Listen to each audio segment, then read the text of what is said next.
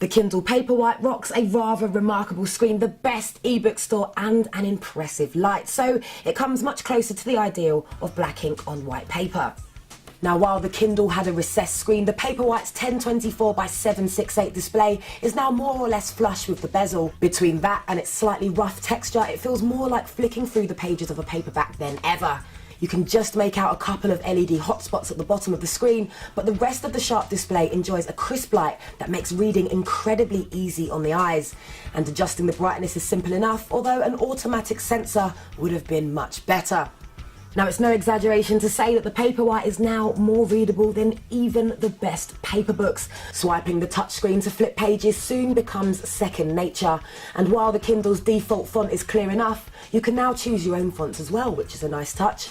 And new tools include Amazon's X-ray feature linking to themes and explanations, Wikipedia entries, an excellent dictionary, and even instant translations to 15 languages. All you've got to do is tap and hold a word to explore. And you can now swipe to highlight sections or make notes. Sharing via Facebook or Twitter is straightforward, and a new time to read feature counts down to the final page based on your average reading rate.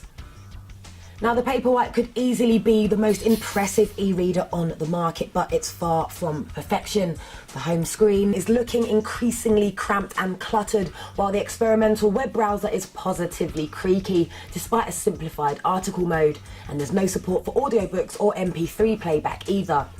But it's light and solid, and battery life will give you a full day of reading with full LED brightness.